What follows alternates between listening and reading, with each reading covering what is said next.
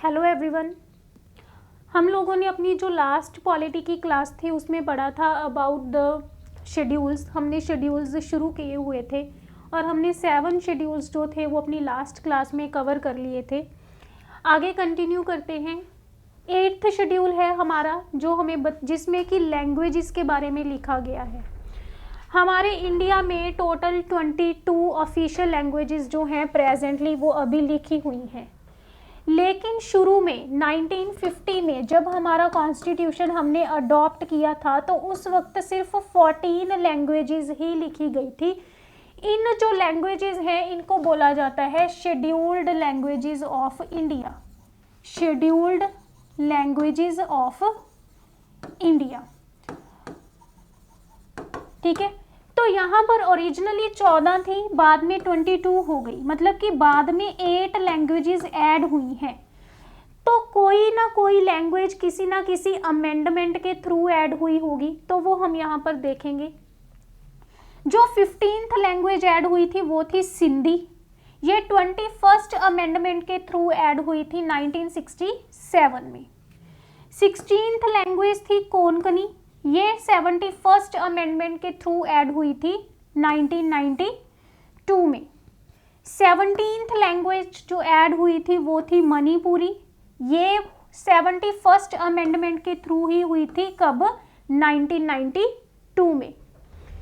उसके बाद 18th जो थी वो थी नेपाली। 71st अमेंडमेंट के थ्रू ऐड हुई थी 1992 में। 19th लैंग्वेज जो थी ये थी बिदो। ये असम में बोली जाती है। ये 92nd अमेंडमेंट के थ्रू 92nd अमेंडमेंट के थ्रू ऐड हुई थी, कब? 2003 में। 2003 में। जो डोगरी लैंग्वेज थी ये 20th लैंग्वेज ऐड की गई थी जो कि जम्मू कश्मीर में बोली जाती है।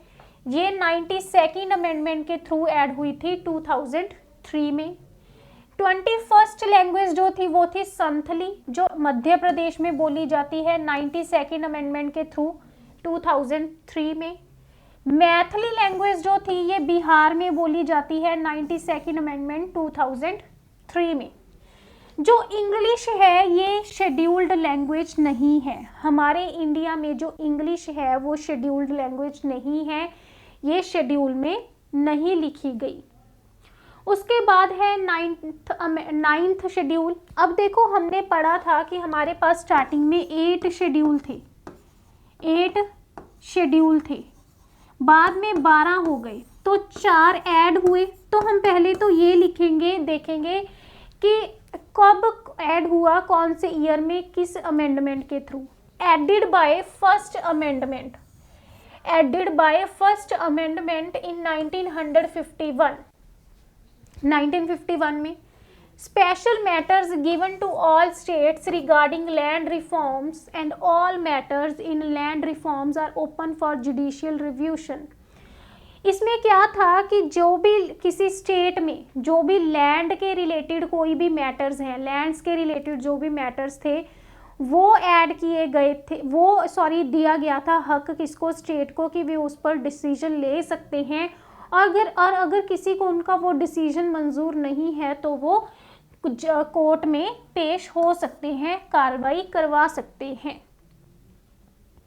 उसके बाद 10th शेड्यूल है anti defection.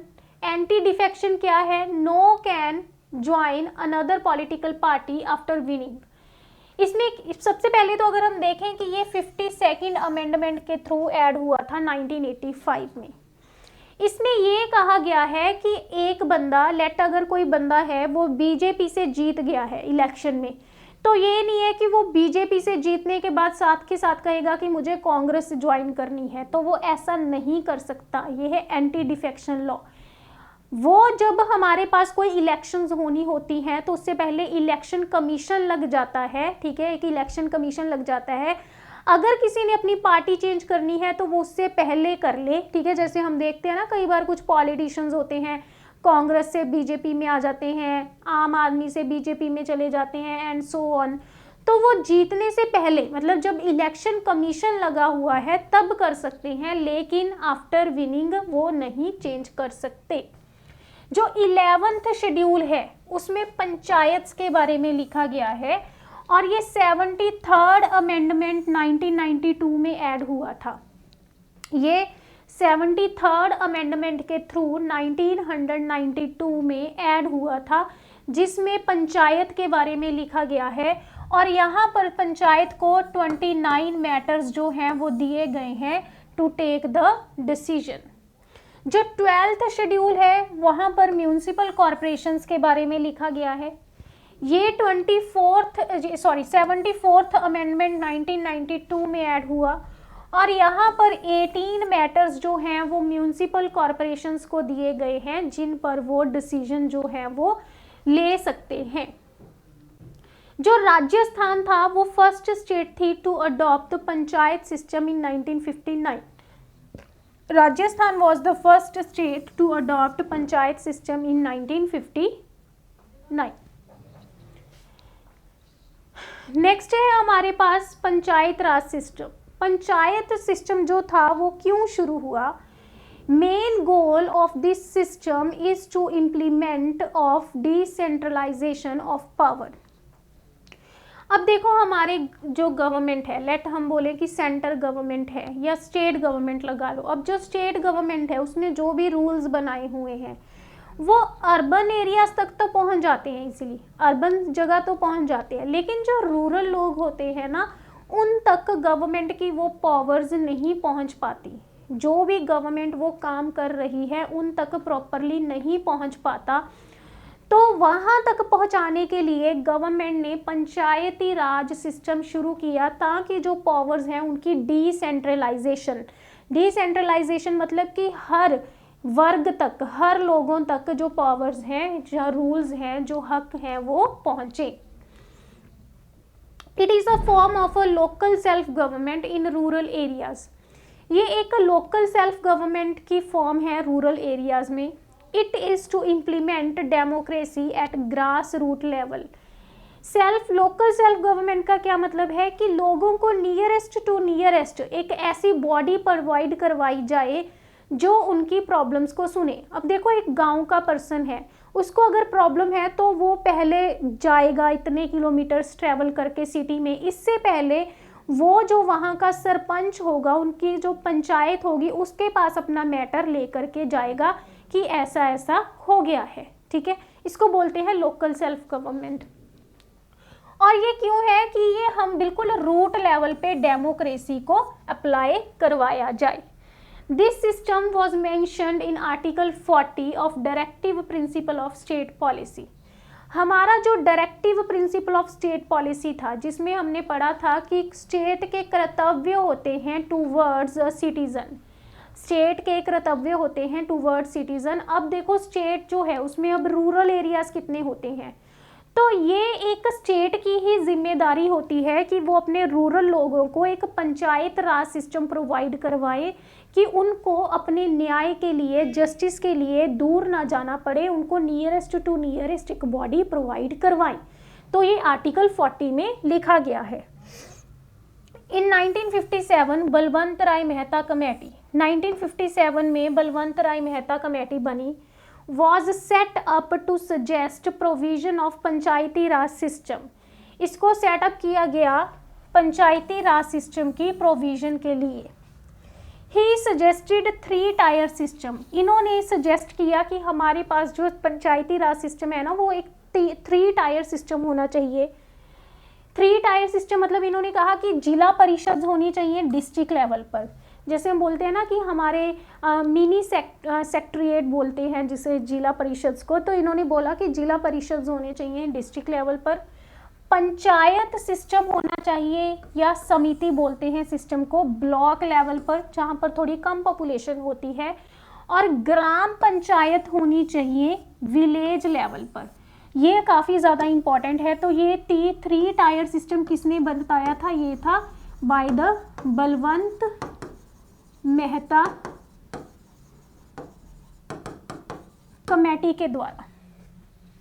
First state to follow this system was Rajasthan, then उसके बाद आंध्र प्रदेश। फर्स्ट जो थी वो राजस्थान थी और जो सेकंड स्टेट थी वो थी आंध्र प्रदेश, सेकंड स्टेट थी वो थी आंध्र प्रदेश। उसके बाद आई अशोक मेहता कमेटी। अशोक मेहता कमेटी, अब देखो हमारे पास जो बलवंत राय कमेटी थी इसका ईयर याद करना है 1957, ठीक है। और उसके बाद फिर आई Ashok Mehta committee after 20 years in 1977। ये जनता पार्टी गवर्नमेंट के द्वारा बनाई गई थी। इन्होंने 3 टायर सिस्टम को रिप्लेस कर दिया बाय द 2 टायर सिस्टम। इन्होंने कहा कि 3 टायर को हम 2 टायर के साथ रिप्लेस करेंगे।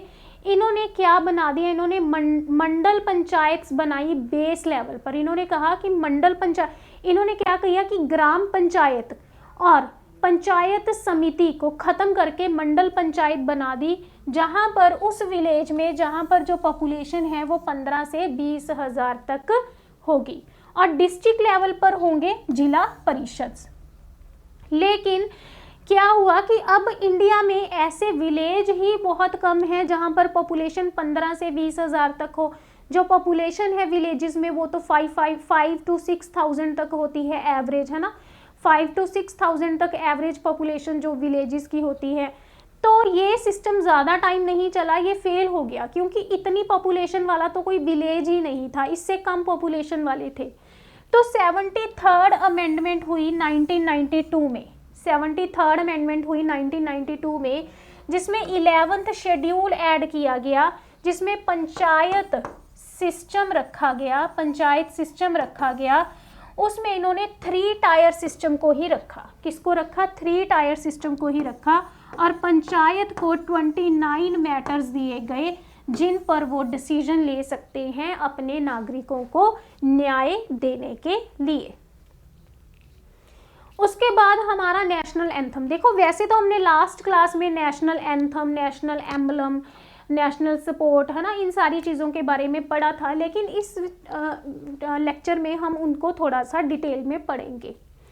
National anthem, Rabindranath Tagore's song Jan Man Gan was adopted by the Constitutional Assembly as the national anthem of India on 24 January 1950 and gave Vande Mataram the national song equal honor।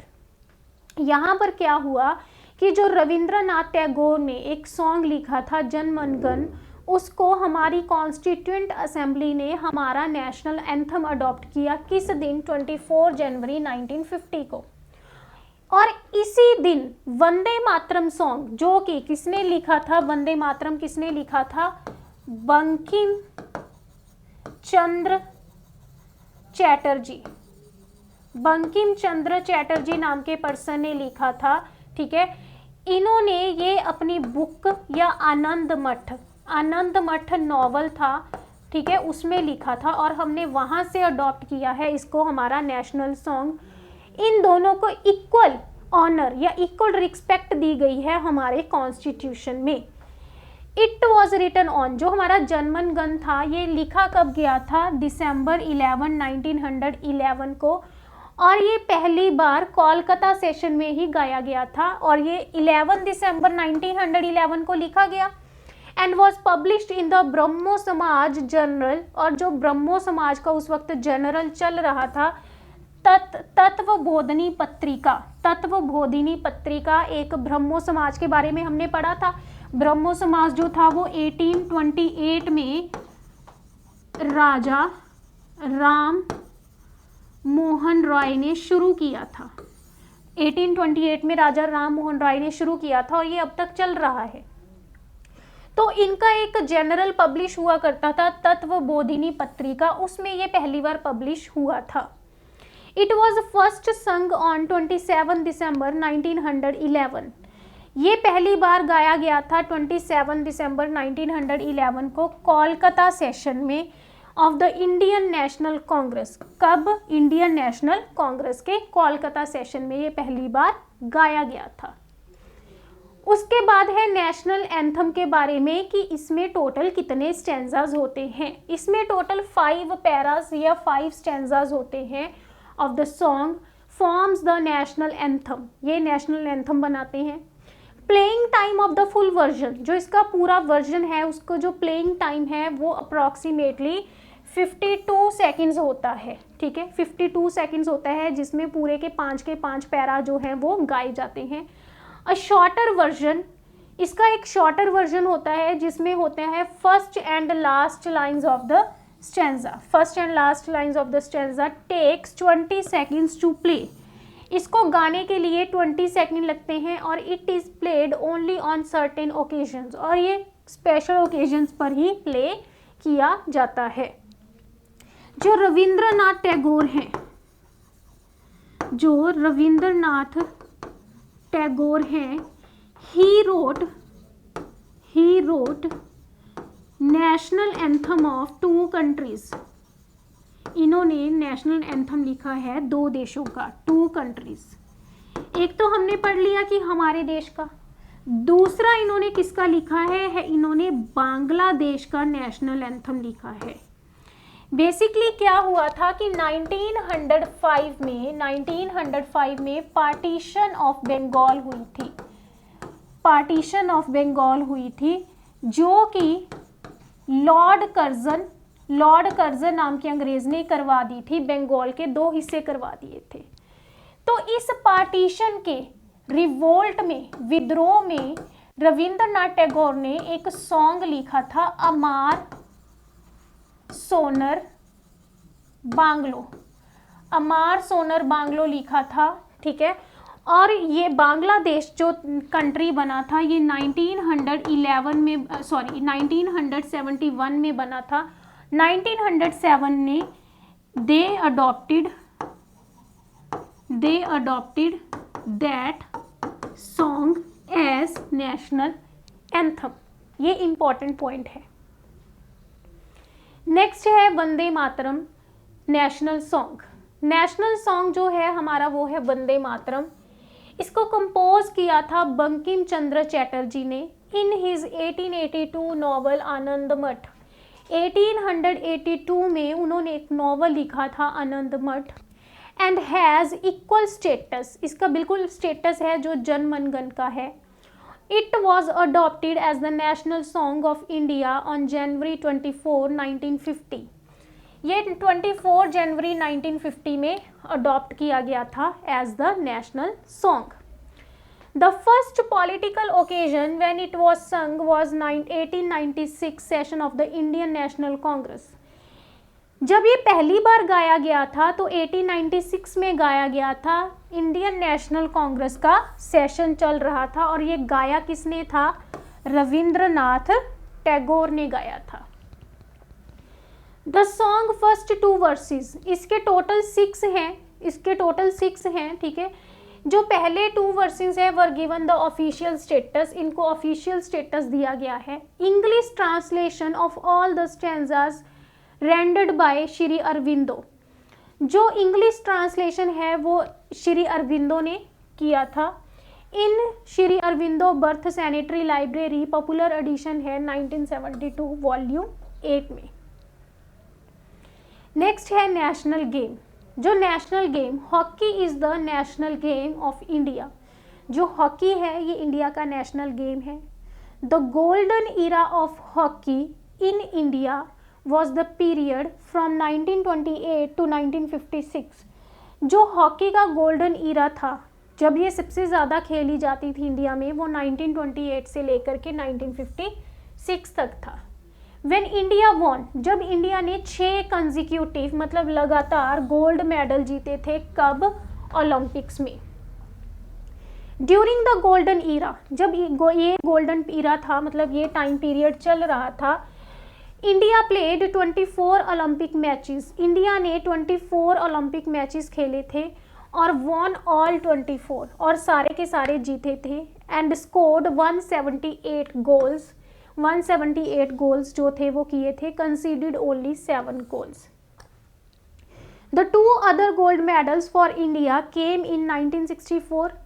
उसके बाद जो India ने hockey में और gold medals जीते थे वो एक तो 1964 में टोक्यो में ओलंपिक्स हुए थे और एक 1980 में मॉस्को में ओलंपिक्स हुए थे। तो अब देखो हमारा देश आज़ाद हुआ था 1947 में। तो 1928 से लेके 1947 तक ऑलमोस्ट मतलब नियरली 20 ईयर्स है ना, अप्रॉक्सीमेटली 20 ईयर्स इंडिया ने एक गेम में अपना क्या किया, लगातार गोल्ड मेडल्स जीते। तो इसीलिए जो हॉकी था उसको उस टाइम पर हमारा नेशनल गेम बना दिया गया। उसके बाद है national calendar. The national calendar based on the Saka era. जो हमारा नेशनल कैलेंडर है वो साका ईरा के ऊपर बेस्ड है।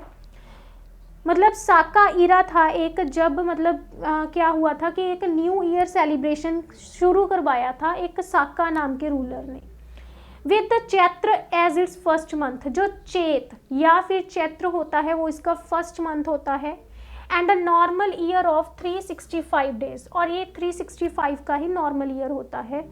वॉज अडॉप्टेड फ्रॉम, अब देखो हमारे पास जो हमारा अब कैलेंडर है जिसमें हम जनवरी फरवरी, जिसको कि हम बजट कैलेंडर भी बोलते हैं, ठीक है, या गजट कैलेंडर भी बोलते हैं, वो हमने 22 मार्च 1957 को अडॉप्ट किया था along with the Gregorian calendar with the following official purposes, जिसमें हम गजट ऑफ इंडिया तैयार करते थे और news broadcasting by All India Radio service.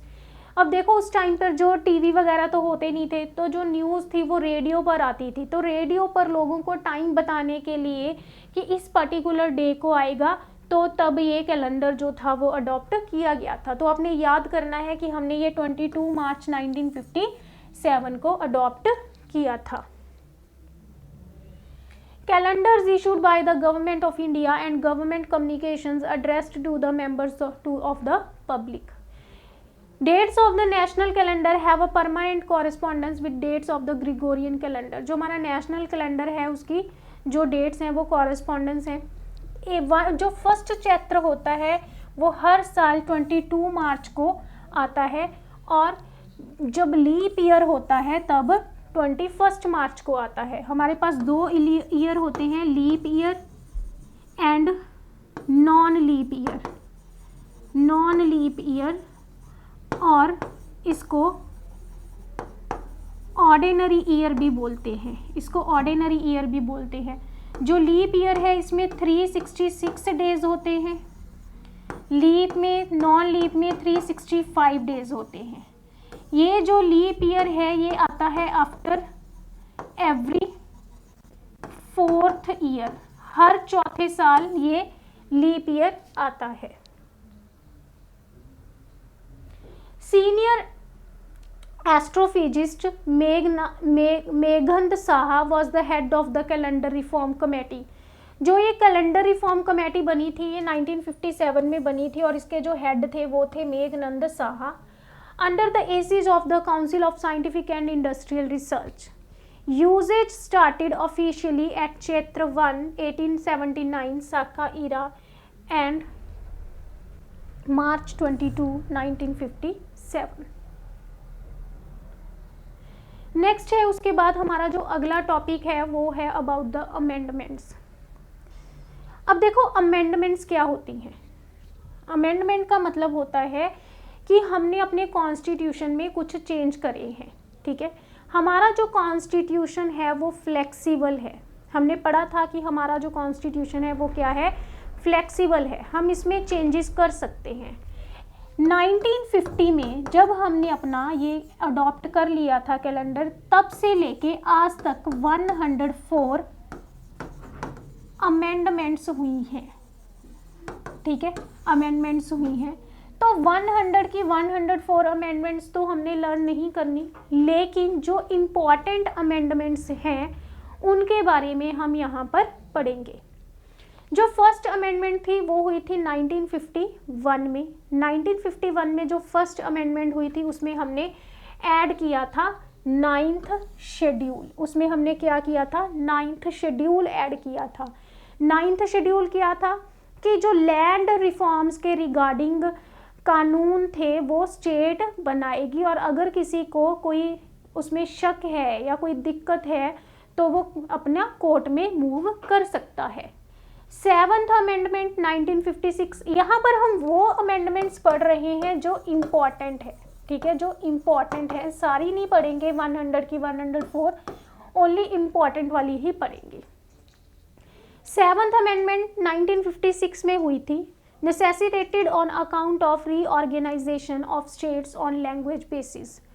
हमने पढ़ा था 1953 में एक स्टेट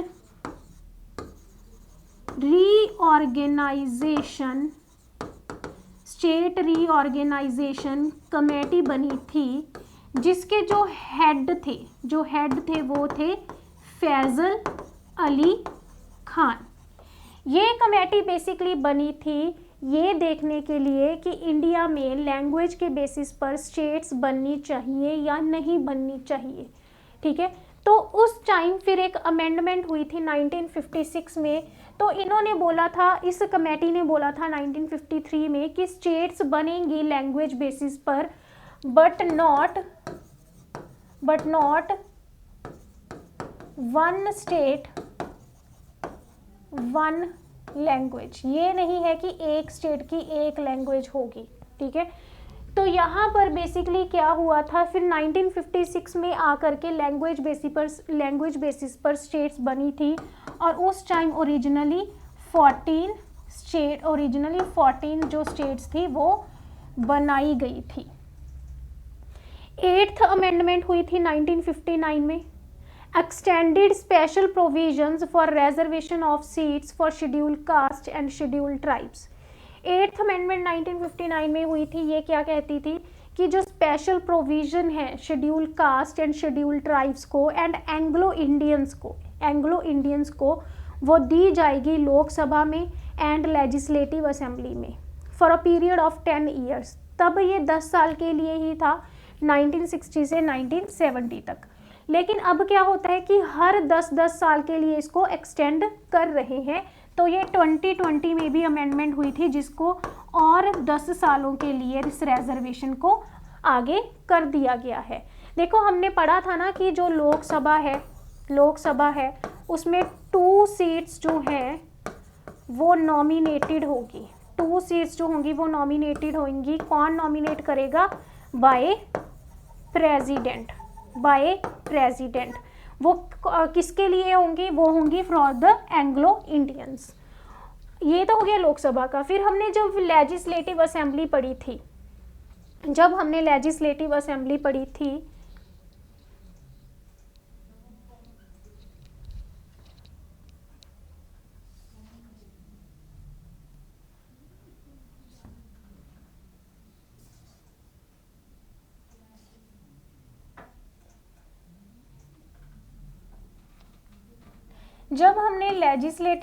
के बारे में पढ़ा था, जिसको कि हम विधान सभा भी बोलते हैं, तो हमने पढ़ा था कि सबसे पहले तो इनकी जो मैक्सिमम सीट्स हैं वो 500 ही हो सकती है, और हर स्टेट में इसकी सीट्स अलग हैं। तो जितने मर्जी मेंबर हों, यहाँ पर सिर्फ एक मेंबर जो होंगे वो नॉमिनेट होंगे बाय गवर्नर। क्या होंगे? नॉमिनेटेड होंगे, गवर्नर के द्वारा नॉमिनेटेड होंगे। कहाँ से? एंग्लो इंडियन से। और जब हमने लोकसभा और विधानसभा के बारे में पढ़ा था, हमने पढ़ा था कि यहाँ पर कुछ सीट्स जो होती हैं वो रिजर्व करके रखी गई हैं। किनके लिए? Scheduled caste and scheduled tribes के लिए। लेकिन हमने ये भी पढ़ा था कि जो राज्यसभा है एंड जो विधान परिषद है, इनमें no seat reserve for scheduled caste and scheduled tribe. Rajya Sabha and Vidhan Parishad में कोई सीट रिजर्व नहीं है scheduled caste and scheduled tribes के लिए, लेकिन विधानसभा एंड लोकसभा में है। 9th अमेंडमेंट 1960 में हुई थी, gave effect to transfer certain territories to Pakistan following the 1958 Indo Pak agreement. 1958 में इंडिया एंड पाकिस्तान में कुछ अमेंडमेंट हुआ था। 1958 में इंडिया और पाकिस्तान में कुछ डील हुई थी, कुछ ट्रीटी हुई थी, तो इसके अंडर कुछ अमेंडमेंट हुआ था जिसके अंडर इंडिया को अपने कुछ एरियाज, इंडिया ने अपने कुछ एरियाज किसको दिए थे, पाकिस्तान को दिए थे। तो ये काफी ज्यादा इंपॉर्टेंट है। नेक्स्ट है 10th अमेंडमेंट 1961 में हुई थी, incorporated Dadra and Nagar Haveli as UT. देखो अब हमारे पास दादर एंड नागर हवेली जो कि एक यूटी थी, ठीक है, एक यूटी है, सॉरी, उसको यूटी कब बनाया गया, 10th अमेंडमेंट के अंदर 1961 में बनाया गया। एक चीज और याद रखना, 26 जनवरी 2020 को हमारे पास एक और यूटी है, date is Daman and Diu. Daman and Diu, ये यूटी और दादर एंड नागर यूटी, इनको कंबाइंड करके अब एक यूटी बना दिया गया है। 26 जनवरी 2020 से हमारे पास एक यूटी है दमन and Diu, Daman and Diu and Dadar and नागर, दादर एंड नागर, ये एक यूटी है। उसके बाद है 12th अमेंडमेंट जो 1962 में बनी थी, 1962 में हुई थी, सॉरी। इसमें क्या हुआ था, जो गोवा था, गोवा और दमन एंड दीव, इनको भी क्या बनाया गया था, यूटी बनाया गया था। देखो अब हमारे पास जो गोवा है वो क्या है, एक स्टेट है, ठीक है, लेकिन उस वक्त 1962 में इसको क्या बनाया गया था, इसको एक यूनियन टेरिटरी बनाया गया था।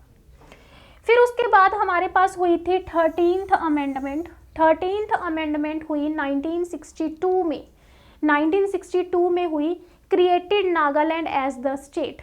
जो नागालैंड है इसको एक स्टेट बनाया गया, कब, 1962 में, ठीक है। 14th अमेंडमेंट हुई 1963 में, 14th अमेंडमेंट हुई 1963 में। यहाँ पर Pondicherry, Karaikal, Mahe and Yanam, the former French territories were included in the first schedule as UT of Pondicherry. यहाँ पर हमारे पास पौंडीचेरी, कारियाकल, माहे एंड यमन कुछ एरियाज थे, इनको हमारे इंडिया के फर्स्ट शेड्यूल में ऐड किया गया। अब जो हमारा first schedule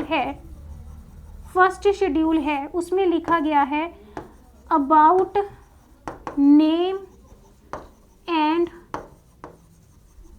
boundary of all states and about name and boundary of all UTs, ठीक है। अब हमारे पास 1963 तक हमारे पास जो पौंडीचेरी और उसके साथ के जो एरियाज थे वो फ्रेंच टेरिटरीज थी, ठीक है, वो क्या थी, वो फ्रेंच टेरिटरीज थी। इनको 1963 में यूटी बनाया गया, पौंडीचेरी को यूटी बनाया गया था और इनको ऐड किया गया था फर्स्ट शेड्यूल में। अगर हम बात करें पौंडीचेरी की, तो जो पौंडीचेरी है अब ये है हमारे पास यूटी, ठीक है। तो इस यूटी की बाकी यूटी से क्या अलग स्पेशलिटी है कि यहाँ पर क्या है, सीएम है, और यहाँ पर क्या है, यहाँ पर लेजिस्लेटिव असेंबली है, यहाँ पर क्या है, लेजिस्लेटिव असेंबली है। अब हम देखते हैं कुछ multiple choice questions. The constituent assembly of India was set up under the framework of, जो हमारे इंडिया में कॉन्स्टिट्यूएंट असेंबली थी ये किसके अंडर सेट अप हुई थी। हमने पढ़ा था कि कैबिनेट मिशन प्लान आया था, कैबिनेट मिशन प्लान आया था 1946 में। ब्रिटेन के पीएम थे लॉर्ड एटली। लॉर्ड एटली ने कैबिनेट मिशन प्लान दिया था। इस प्लान के under making of constitution start हुई थी, मेकिंग ऑफ कॉन्स्टिट्यूशन स्टार्ट हुई थी। और क्या हुआ था इसके अंडर, टेम्परेरी गवर्नमेंट जिसको इंटरिम गवर्नमेंट बोला गया है, वो भी फॉर्म्ड हुई थी इस प्लान के अंडर। और जो हमारा कॉन्स्टिट्यूशन था, जब ये मतलब बनना शुरू हुआ था, तो इससे पहले एक कॉन्स्टिट्यूएंट असेंबली बनाई गई थी। इसमें मेंबर्स रखे गए थे, कितने, 389 मेंबर्स थे। तो ये जो 389 मेंबर्स थे, इन्होंने हमारे देश का कॉन्स्टिट्यूशन बनाना शुरू किया था। और हमने पढ़ा था कि जो हमारे प्रेसिडेंट थे, पहले टेम्परेरी प्रेसिडेंट बनाए गए थे, वो थे सचिनंद सिन्हा। फिर वो सिर्फ 2 दिन के लिए ही बने थे। फिर हमारे पास एक परमानेंट प्रेसिडेंट बनाए गए थे उस असेंबली के, वो थे डॉक्टर राजेंद्र प्रसाद, ठीक है। उसके बाद इसके वाइस प्रेसिडेंट भी चुने गए थे, वो थे HC मुखर्जी।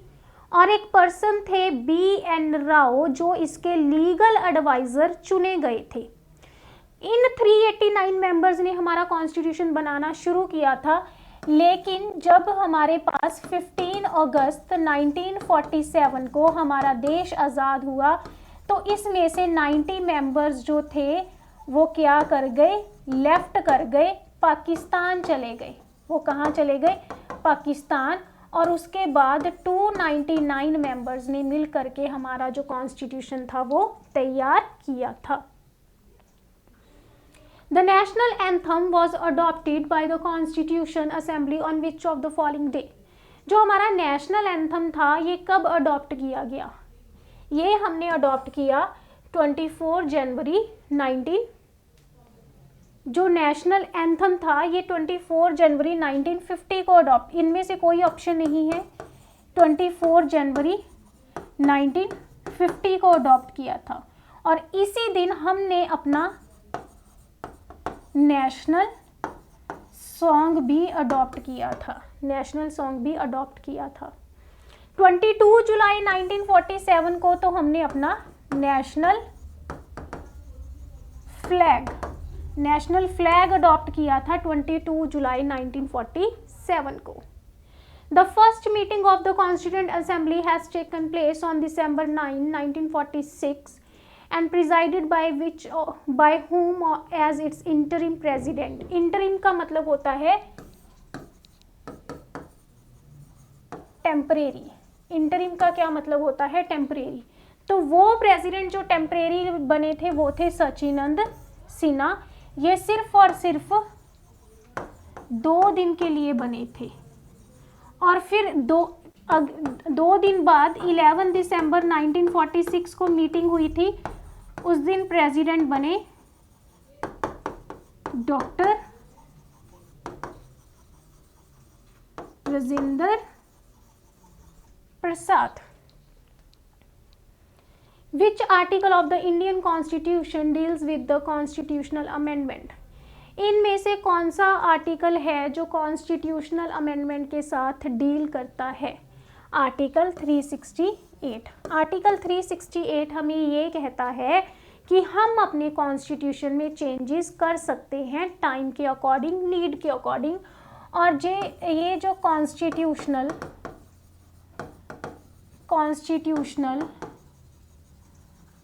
अमेंडमेंट का जो फीचर था we borrowed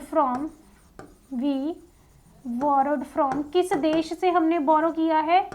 from South Africa. ये हमने बोरो किया है फ्रॉम साउथ अफ्रीका।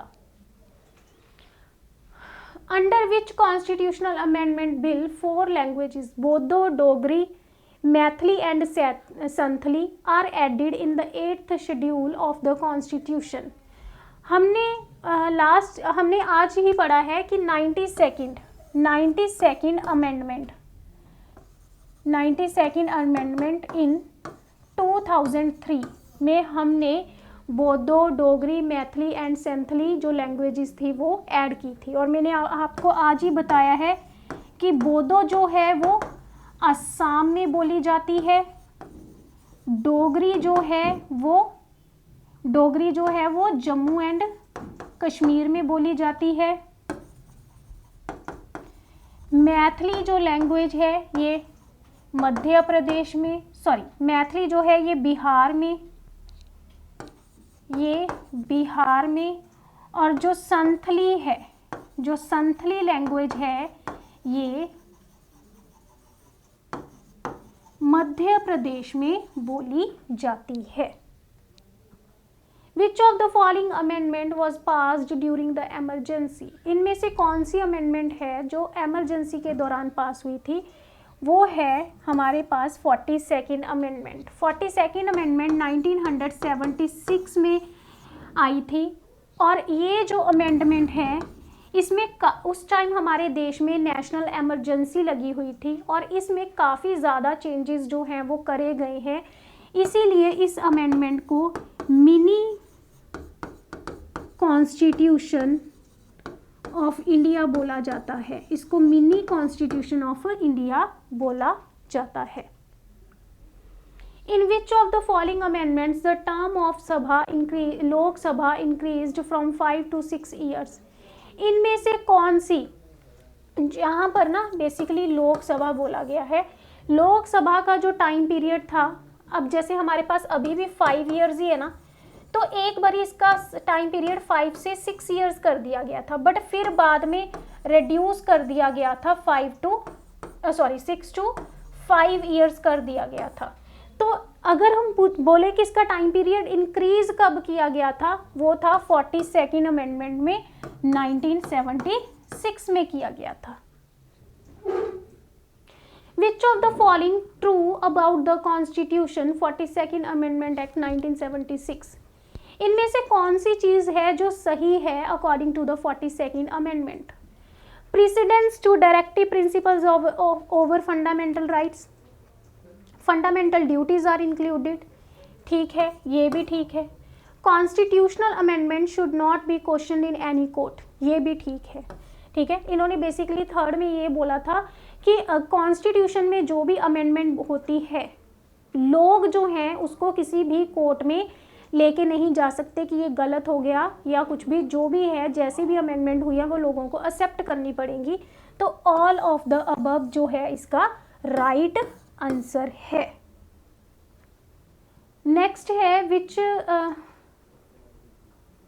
बेसिकली इन्होंने ना ये पूछा हुआ है इस क्वेश्चन में कि इनमें से कौन सी अमेंडमेंट में जो स्टूडेंट्स हैं 6 से 14 साल तक के बच्चों को राइट टू एजुकेशन दिया गया था।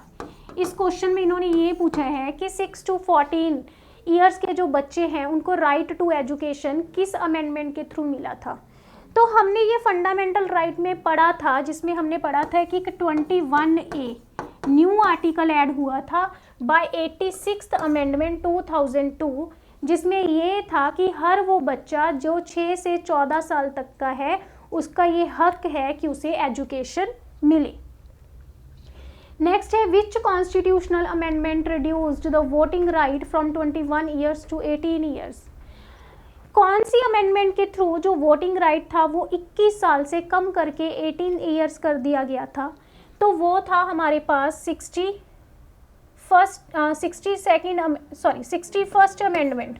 61st अमेंडमेंट में क्या हुआ था, जो पहले हमारे पास वोटिंग राइट की एज थी ना वो 21 ईयर्स थी, बाद में इसको रिड्यूस करके कितना कर दिया गया, इसको कर दिया गया 18 ईयर्स। तो ये था हमारा आज का टॉपिक। ठीक है, आज के लिए हम इतना ही पढ़ेंगे, बाकी हम पढ़ेंगे इन आवर नेक्स्ट क्लास। तब तक के लिए थैंक यू सो मच।